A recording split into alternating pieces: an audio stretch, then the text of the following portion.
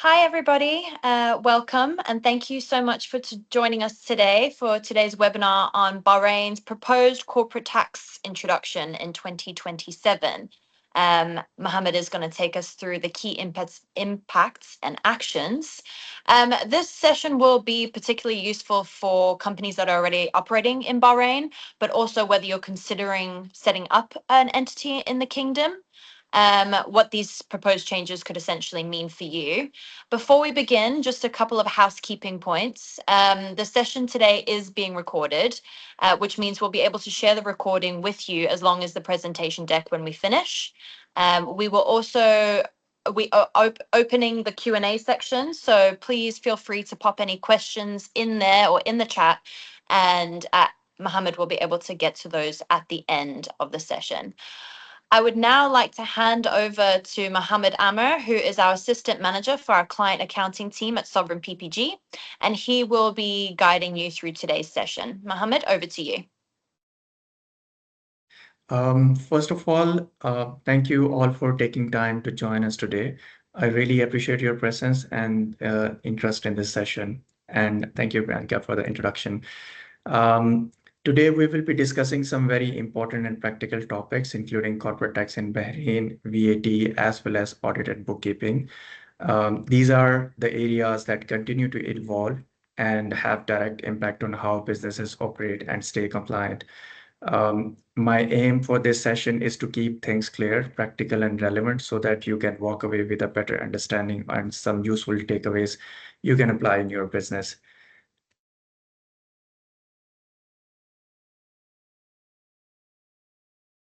Okay.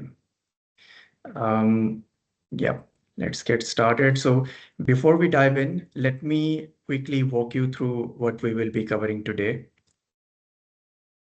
We have structured this session into a few key sections to keep it clear and easy to follow.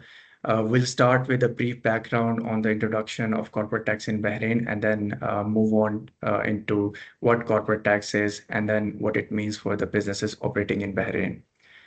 From there, we'll look at some of the key features of the corporate tax regime in a bit more detail, including how taxable profits are expected to be calculated in practice. We will also touch on transfer pricing, which is an important compliance requirement, and understand how it can impact business. Alongside that, we'll highlight the importance of proper bookkeeping and maintaining accurate accounting records. We'll also cover the basics of VAT in Bahrain, along with audit and e-invoicing. And by the end of the session, you will have a clear picture of these areas and how they can relate to your day-to-day business activities.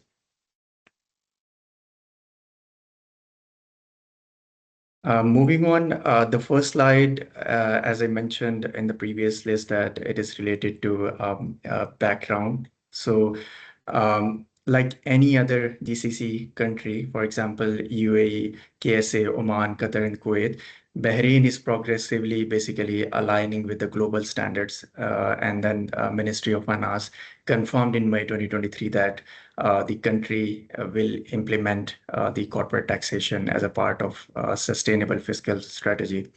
And effective from January 2025, Bahrain already introduced a domestic minimum top-up tax, DMTT, which is applicable for large multinational with a global revenues of exceeding 750 million euros, which is marking a significant shift in its tax landscape.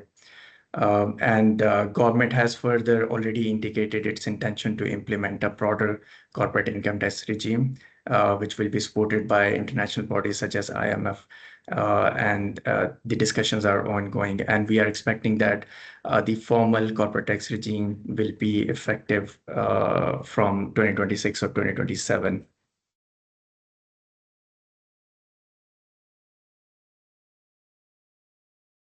Now, we will understand what is corporate tax and then when it will apply to the businesses in Bahrain. Okay, so corporate tax is basically a tax which is applicable on the profits of the company.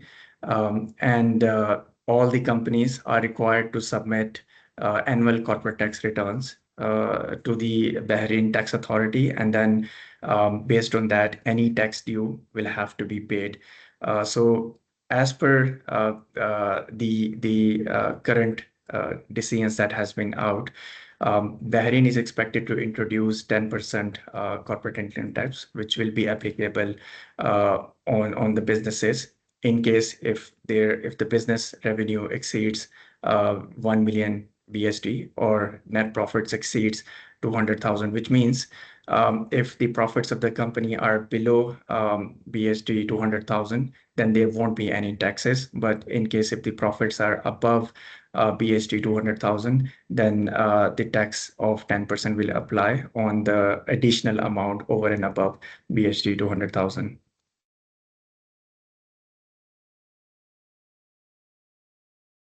Now we'll look into how the corporate tax will look like in Bahrain in comparison to the other GCC countries.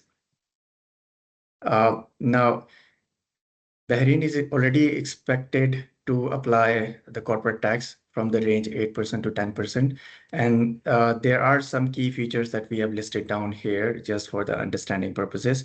So I'll start off by the first feature, which is corporate tax will apply to all commercial activities. Individuals carrying out business activities with or without commercial registration is likely to fall within the scope. Now, this implies that even if the person or a company it does not have like for a person if the person do not have a commercial registration if the person do not have the license, still it can be subjected to corporate income tax depending upon the certain threshold. We have seen the similar cases in the UAE corporate tax landscape as well, where if a natural person revenue exceeds 1 million dirham, then that natural person is subject to corporation tax. We are expecting the same will be applicable for the Bahrain corporate tax as well. When it comes to oil and gas exploration, production, refining activities, that may remains outside the regime as they are already taxed under the dedicated framework. Small business relief may apply below a specified revenue threshold. In the UAE, we have also seen that those companies who have revenue of below a certain threshold, those can qualify for small business relief and then can avoid paying corporation tax on its profits. Next, we have capital gains. Capital gains on the disposal of assets are expected to be taxable with the potential exemptions subject to meeting conditions. For example, group restructuring. Transitional provision should also prevent taxation of gains generated prior to corporate tax go live. So corporate tax is likely to be applicable on the capital gains like any other revenue of the company generated from the core income generating activity of the company. Participation exemption may apply to exclude dividends and capital gains received from qualifying domestic or foreign shareholdings from being taxed. Now, we have seen cases in other jurisdictions where the participation exemptions applies, which mainly says that if the dividends or any other capital gains or any other income being received from the qualified shareholdings, that is exempt. I mean, that income will be exempt from being subject to corporate tax. Now, the qualifying conditions that we have seen in the UAE that were at least 5% ownership should be there in the investee company. And then holding of the investment should be there for at least a period of minimum 12 months. So if these two conditions are satisfied, which means that will be a qualifying shareholding and any income generated from that qualifying shareholdings will be treated as exempt from the corporate tax point of view. So this is also what we have, what is being expected from this corporate tax regime that is going to be implemented. Moving on to the next slide, we have some additional key features that I've listed down that are expected to come along with the overall corporate tax regime. All right.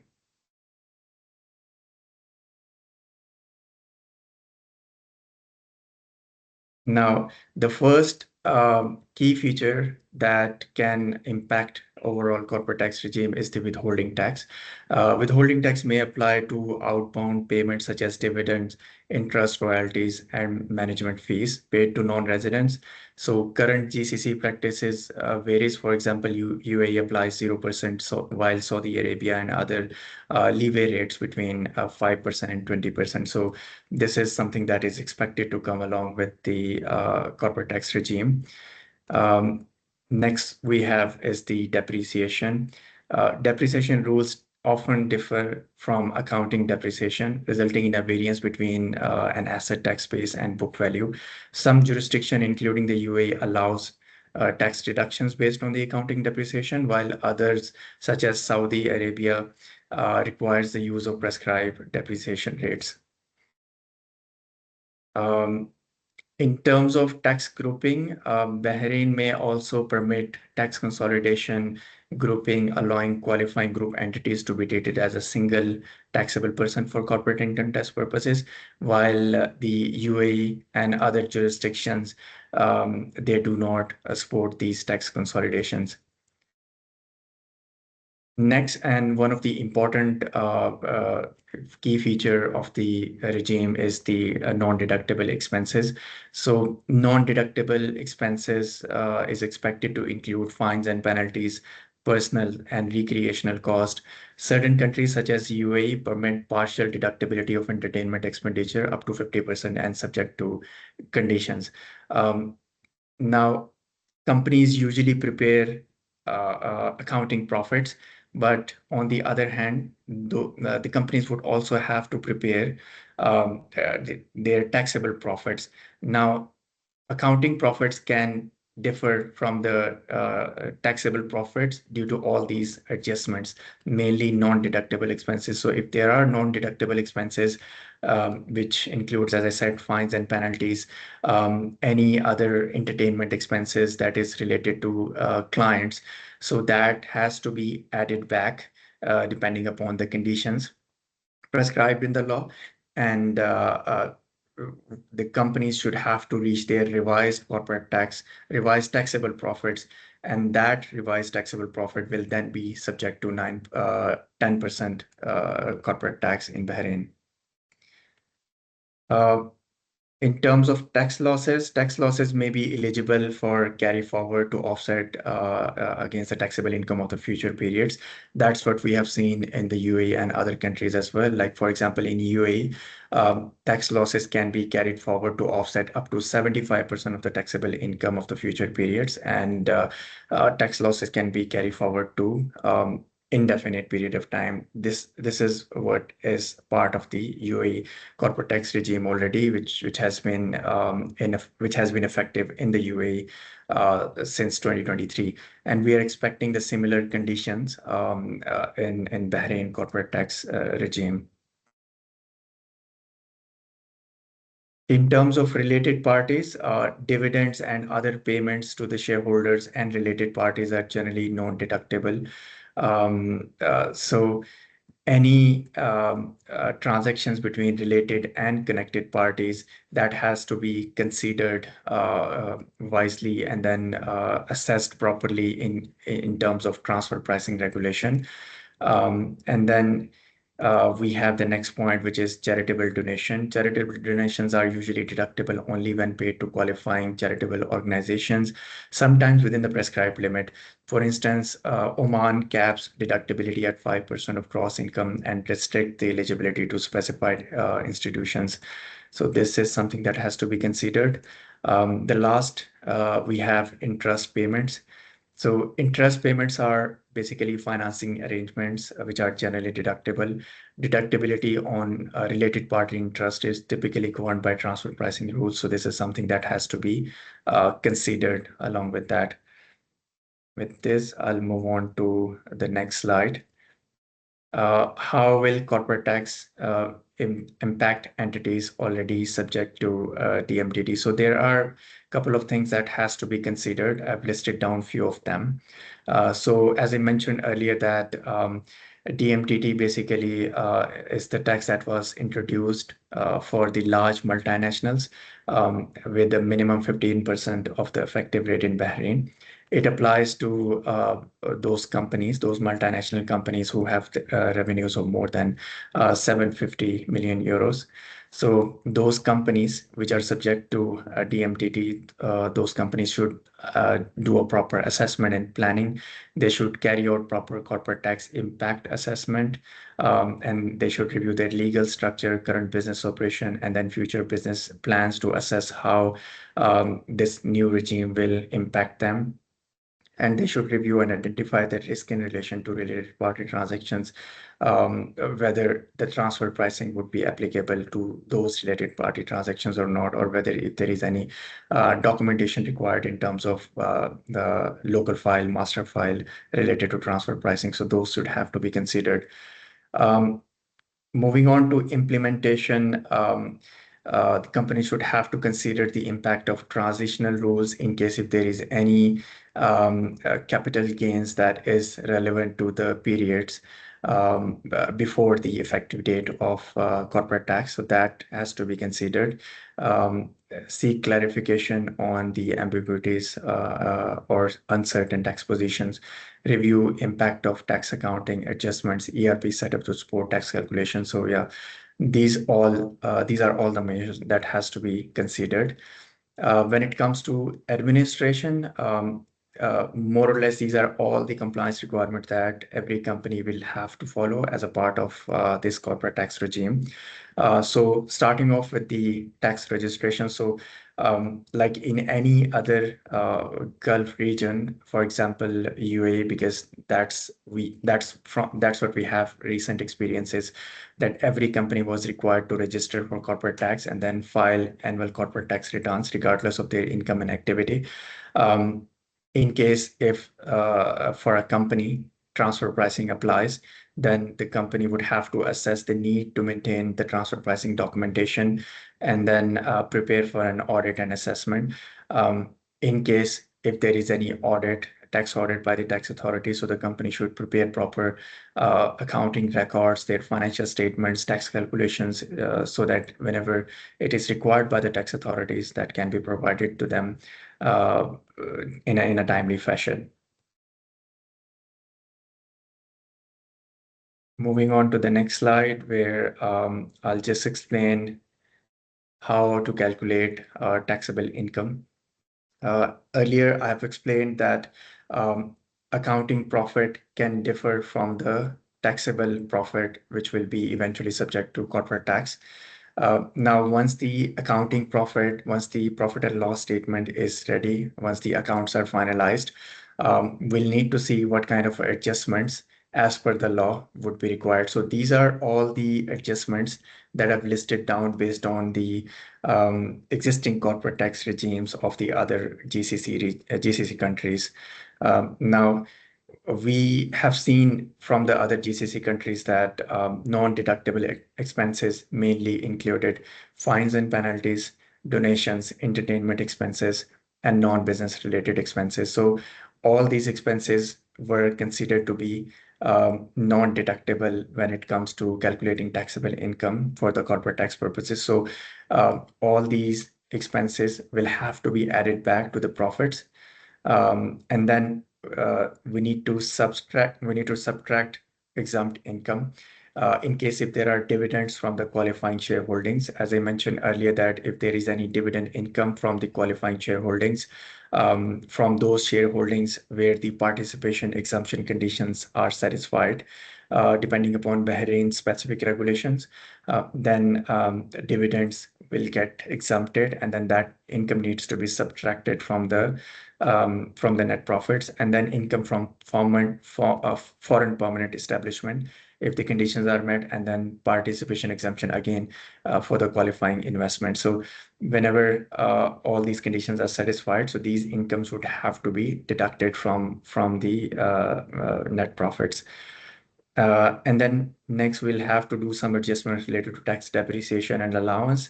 So disallowed depreciation as per the accounting records, allowable depreciation as per the Bahrain tax rule. So this is something that will have to be considered based on these specific guidelines as per the Bahrain tax authorities.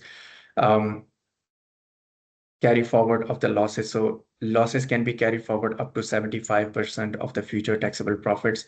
This is something that we have seen from the other countries, mainly UAE, but we'll have to wait until further guidelines are announced related to carry forward. I mean, once the regime will be out, then we'll get to know exactly. But ideally, there will be a carry forward relief that will be given to the companies who made losses in their first tax years, and they want to utilize those tax years. They want to utilize those losses against the profits of the future years to set off their profits.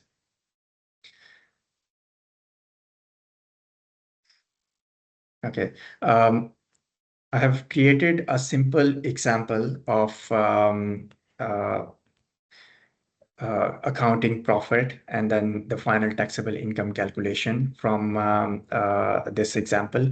So as you can see that in this example, ABC LLC is a Bahrain-based company engaging in trading activity. Multiple subsidiaries, including wholly owned subsidiaries in UK, and then the net profit of the company is 2 million. BST. So we have started in the calculation on the right side, you can see that we have started from the net profit of the company, which was basically the accounting profit of the company of 2 million. And then we started making all those adjustments that we have discussed already in our previous slide. So first of all, we will add back all the non-deductible expenses, which includes fines and penalties. The company had 50,000 non-business related expenses, excess entertainment expenses. So we have added back all those expenses to increase the profit. And then we have deducted the exempt income of 300,000 dirham, which includes dividend income from a qualifying participation and for foreign permanent establishment income, provided the condition that those income qualifies to be exempt as per the Bahrain corporate tax regime. So then we got to the adjusted profit before depreciation and losses. And then we have to deduct disallowed accounting depreciation and then less allowable depreciation. And then we'll move on to the adjusted profit before losses. So this would be the revised taxable profit after making all those adjustments. Now, assuming that this company was already having some losses from the previous tax year, so we adjusted 75% of the losses here, and then we calculated the final taxable income of 1.380. Now, the tax, whether it would be 8%, 9%, or 10%, that would be applicable on the amount over and above BST 200,000, because the first 200,000 dirham would be subject to 0%, and then any additional amount of the profit would be subject to the corporate tax percentage as per the Bahrain corporate tax regime. Now, a very important topic when it comes to compliance with the corporate income tax regime. So transfer pricing basically applies between when a company has a transaction between related and connected parties. So as per the law, as per the regime, all those transactions with these connected or related parties should be on an arm's length basis, which means all those transactions should be done on a fairly market competitive basis. It should not be, unreasonably higher, or it should not be lower. It should be as per the market standards. Um, so companies are encouraged to assess whether they have any transactions with the related parties and connected parties. If they have all those transactions, they need to assess, they need to carry out proper transfer pricing study to assess the impact of the transfer pricing regulation on those transactions. And in case if there is any adjustment required in terms of the percentage, for example, loan to a related party, So in case a loan has been given by a company to a related party, a transfer pricing study has to be conducted to ensure that that loan to the related party should be on an arm's length basis. The percentage of interest should be on a market competitive basis. So if these conditions are satisfied, then which means that the transactions are fully compliant under the transfer pricing regulation. But if those conditions are not satisfied, then we'll have to consider making the adjustments within our profit and loss statement to reach to a revised profitability, and then same adjustment would be required within the corporate tax return. Down below, I've listed down some the definition of basically related and connected parties. So related parties includes the entities that have a direct or indirect ownership or control relationship, such as subsidiaries, parent companies, or entities under common ownership. Connected parties, in a broader definition, it includes close personal relationship, financial independence, contractual arrangements that include influence pricing, for example, directors, managers, and shareholders.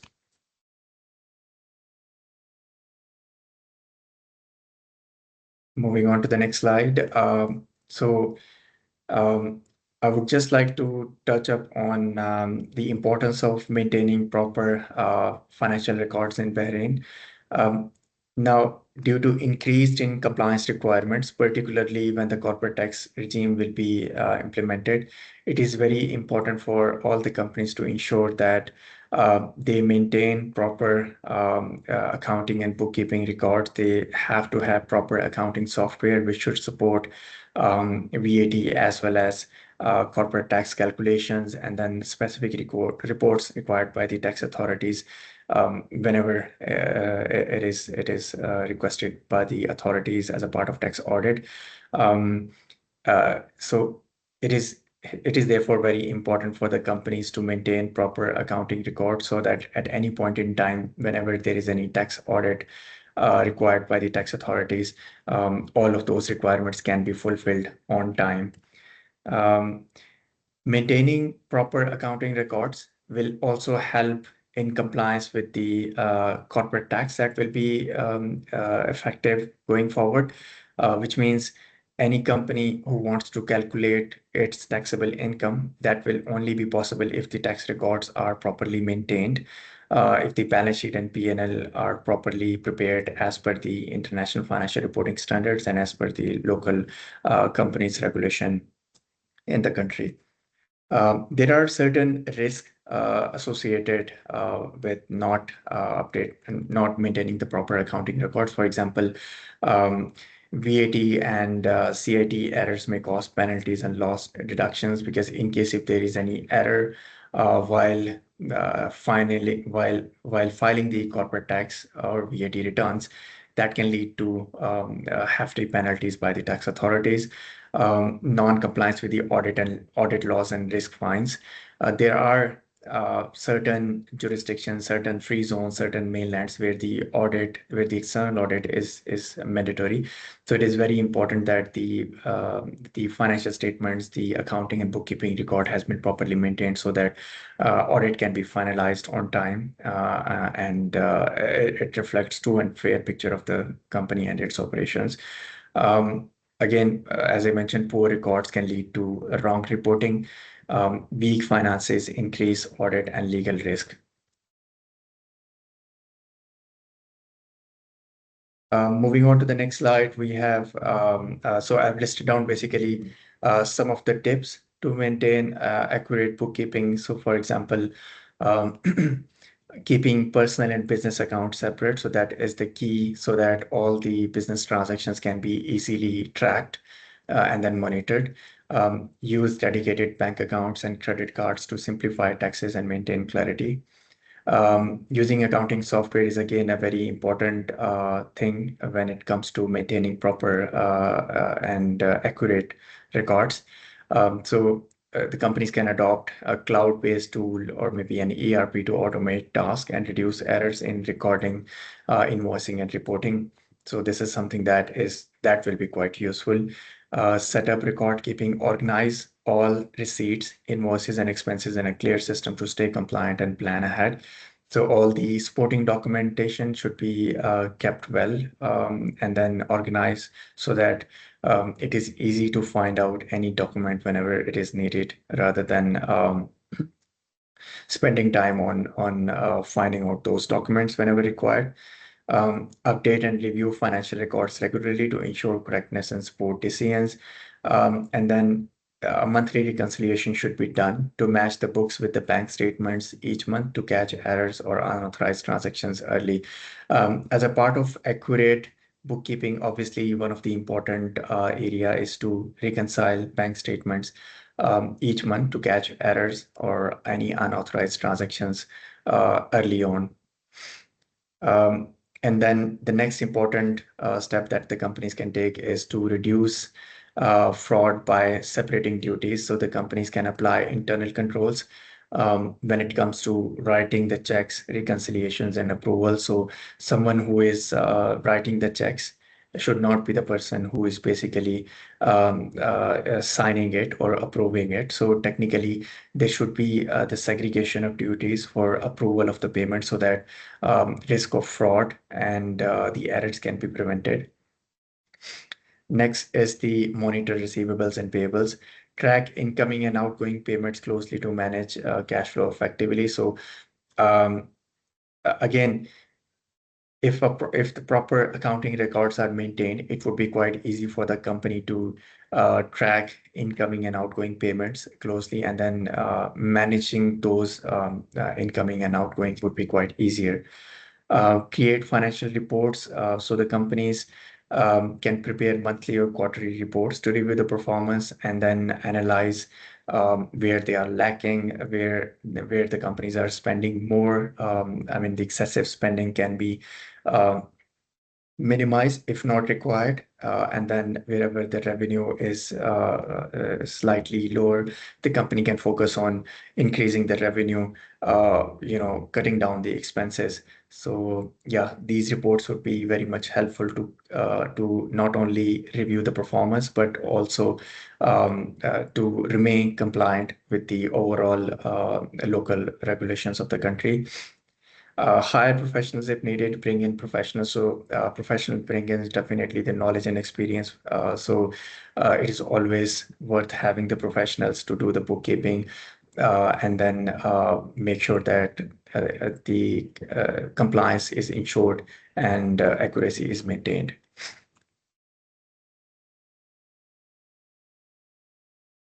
Now, moving on to the next slide, I'll touch up on VAT in Bahrain. So, VAT is basically a consumer tax which is applicable on the sale of goods and services in Bahrain.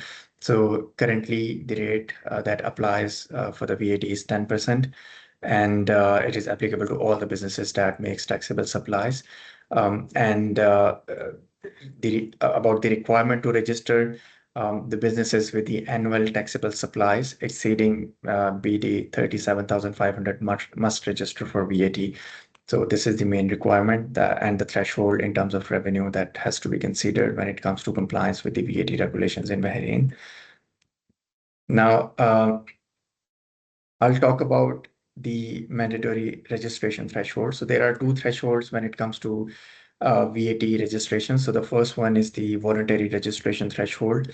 So if the revenue of the company is more than USD $50,000, then the company is eligible to apply for the VAT registration. Failure to apply won't result in any penalties. It's just an optional, as the name suggests, it's a voluntary registration. The next threshold is what do we call as mandatory registration. So about mandatory threshold, as the name suggests that if the revenue of the company exceeds 100,000 US dollars, registration into VAT becomes mandatory. Failure to apply will result in late registration penalties. So these are the key thresholds that all the companies, whether it is new or old, they would have to keep track of their revenue and then ensure that the registration is being done on time. Now, VAT registration regarding the requirements, business must register with the National Bureau for the Revenue (NBR) when their annual taxable supplies exceed the threshold. And then once the company is registered, the company should issue VAT compliant invoices and ensure that all the invoices include VAT amount if they are supplying to the clients in within the UAE. And then the VAT registration number should be mentioned on the invoices and other required details. So any company which is registered for VAT, they should have to comply with the all the requirements when it comes to raising the sales invoices to the clients. All the clients which are, although maintaining the records is anyway an important requirement, but um, uh, compared to, but uh, with the VAT, it has gained more importance in terms of like VAT registered business must maintain accurate records of all the transactions for at least 5 years. That's the requirement as per the law. So tax authorities can anytime inquire the records of any transaction from the previous 5 years at any point in time. So it is very important that those records must be kept safe and organized so that it can be submitted to the tax authorities timely whenever those are required.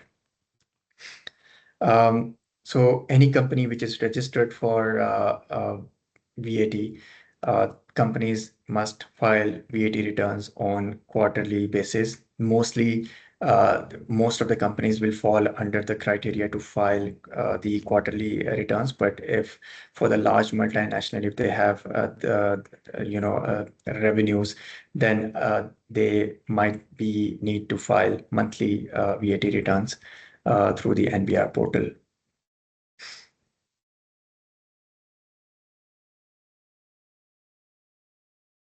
Now, regarding the VAT filing frequency, so as I mentioned that monthly variable supplies, uh, if it is above Bahraini dinar 3 million annually, then those companies would be required to file monthly VAT returns. But rest all the companies having the revenue of less than this threshold would be required to file a quarterly VAT return. So this is regarding the VAT filing frequency that all of the companies would have to consider. Now, a couple of tips related to staying compliant with the VAT regulation. So first of all, obviously file on time to avoid penalties. So all the tax returns, whether it is quarterly or monthly, should be filed on time to avoid any penalties. Maintaining detailed records, as I already mentioned in the previous slide, that importance of maintaining records. So it is very important for the companies to maintain proper records to ensure accurate and timely filings. Review and reconcile VAT ledgers. So VAT ledgers should be reviewed and reconciled before filing so that the data and the VAT payable or recoverable, the accuracy of it can be ensured. Use VAT compliant software. Again, very important tip. So uh, although companies can also prepare the VAT workings manually, but there are chances of errors. So it is always recommended to maintain the bookkeeping and the accounting records in a proper compliant software so that any tax related reports, whether it is VAT or corporate tax, can be extracted from the software automatically without risking errors or omissions in the report. Moving on to the next slide. So, yeah, so few points related to audit. So first of all, we would understand what is audit. So audit is basically an independent examination of the financial statements to ensure the accuracy and compliance with the applicable laws and accounting standards. So, and the main objective is to provide the assurance that the financial statement presented true and fair view. So technically, this audit is mainly required for the purpose of stakeholders so that they can ensure that the financial statements of the company presents true and fair view of the affairs of the company. Uh, there are two types of the audit. So the first is the internal audit that is usually conducted by the company's own team to ensure the accuracy of the records. And the first one is, and the next one is the external audit, which is performed by the independent audit firm. Now, some points related to importance of audit and why it is required. So there are certain free zones or mainland which requires the companies to maintain and submit audited accounts on an annual basis. So if the company prepares accounts, it helps businesses ensure that it meets the legal requirements and avoid penalty. Audit is mandatory for basically the following types of the company, which includes joint stock companies, limited liability companies, foreign company branch, trust, and yeah, it again improves the financial accuracy. So it is very important for the companies to assess if it is a mandatory requirement or if it is a complementary requirement. So accordingly, action has to be taken timely. Uh, Potential audit issues can also occur, which could be due to incomplete documentation, which includes like the companies have to ensure all the financial records are properly documented and accessible, reconcile all the VAT and tax filings with the financial statements to avoid issues, and then the company also have to identify and address any gaps in the internal controls to prevent audit findings. So and also double check financial statements for the errors and omissions before submission. So these are like a couple of points which, if considered, can help avoid potential issues in terms of audit for the companies. I've listed down some tips for the smooth audit process. So first and foremost is the transparent about the document. So the company should be transparent about all those documents. Everything should be true and fair. All of those things should be presented to the auditors for their review. Communicate regularly with the auditors. So communication with the auditors should happen regularly. Whatever queries from the auditors, and those should be clarified on time. Again, respond quickly to the audit request, and then prepare your accounts team to assist. So any assistance that is required from the accounts team to facilitate the audit. So accounts team should be ready all the times to facilitate all those requirements at all the times. Now, so this is the last slide that we have on e-invoicing that is going to be implemented like any other GCC countries. So, for example, in UAE, which is planning to implement e-invoicing starting from the year 2026. So Bahrain's NBR basically is developing a mandatory e-invoicing framework with structured invoices, data, and reporting to tax authorities. So as of now, there is no formal mandate or exact data that has been announced, but the rollout is expected by 2026 as a part of phased implementation. So initially, what will happen is large taxpayers will likely be required to adopt e-invoicing before it is applicable to all other rest of the businesses in Bahrain. So yeah, this is about implementation timeline, and then as a part of efforts to comply with the e-invoicing, businesses have to monitor regularly all the updates from the NBR on e-invoicing requirements, assess the current e-invoicing processes, and assess the current invoicing process basically, and systems will determine readiness for the structured invoicing format, upgrade ERP or their internal ERP systems to generate and transmit story invoicing and standardized format once mandated. And then the companies should also consider training the staff on e-invoicing processes and compliance requirements. And the last but not the least is maintain audit-ready records as per the e-invoicing data and VAT retention requirements. So all of these would be important in terms of e-invoicing, and then being prepared for what is coming in terms of compliance related to e-invoicing. That's pretty much it from my end. Now the floor is open for you all to ask any question that you would like to ask. There's been a bit of engagement on the Q&A section, but Anas, our commercial director in Bahrain, has actually stepped in to kind of help with some of the questions already, Amo. Yeah. But Max was also just asking about tax treaties that Bahrain has. Do we know if they have any tax treaties with EU Uh, countries and the US?